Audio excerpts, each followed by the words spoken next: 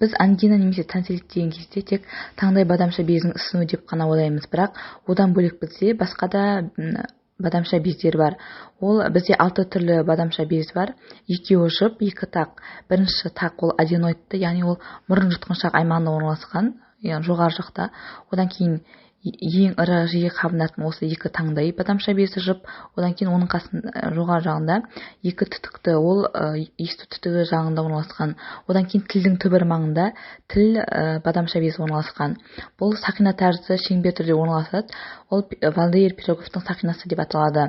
Бұл негізі организмде лимфоидты жүйе жатады, организмнің иммундық жүйесіне қатысады және әртүрлі бактерия микроорганизмдерден қорғанып қорғаншық қызмет атқарып тұрады. Көбіне таңдай бадамша безінің ісінуі жүреді, яғни ангина. Ол негізгі себептері ең бірінші бактериалды тұрғыдан бета-гемолитикалық стрептокок болып табылады. Бұл ең жиі кездеседі, 80-90% осы бета-гемолитикалық стрептокок болып табылады. Соған байланысты емі де антибиотик болып табылады, ешқандай антибиотиксіз емделмейді. Бірақ тамақ қызарғанның барлығын біз ангина деп айта бермейміз. Ол фарингит болуы да мүмкін. Яғни фарингит кезінде ол жұтқыншақтың артқы аймағы қызарады. Сонымен қатар ангина кезінде ангинаның ерекшелігі ол тамақ қызарып ісінеді, ешқандай түшкіру, жөтелу, мұрыннан су ағу болмайды және ауырсыну қатты болады. Бала су ішудің өзі қиынға соғады, балада жұтына алмай қалады. Емейтін бала болса ешқандай ембей қалуы мүмкін. Сонымен қатар тамағы қатты ісінгендіктен құсу пайда болуы мүмкін. Кейде бетінде ақ іріңді жабын пайда болады. Бұл бактериалды инфекция, сонымен қатар вирус инфекция да болуы мүмкін.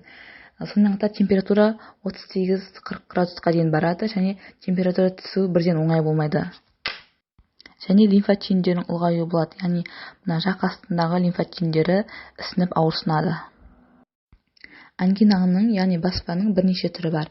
Ол катаральды, фолликулярлы, лакунарлы, аралас, сонымен қатар вирусты, бактериалды болып бөлінеді. Және сирек кездесетін түрлері саңырауқұлақты, герпетикалық, флегмонозды, сонымен қатар әртүрлі жұқпалы ауруларда дифтерия, скарлатина, қызылша, ВИЧ инфекциясы кезінде кездеседі.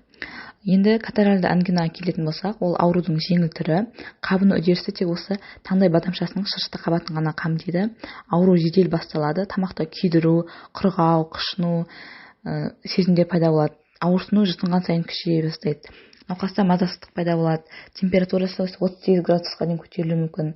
Ал қан анализінде нейтрофильдердің көбеюі, лейкоциттердің көбеюі және этожының, яғни сойының көбеюі пайда болады. Негізгі емі антибиотиктер. Антибиотик қабылдағанда 7-10 күн қабылдау керек. Оны 1-2-3 күн қабылдап, баланың жағдай жақсарғасын тоқтатып қоюға болмайды.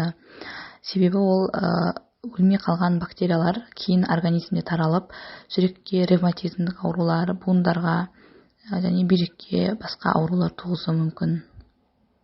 Ал тамаққа себуге әртүрлі тонифлекс, тантум верде себуге болады.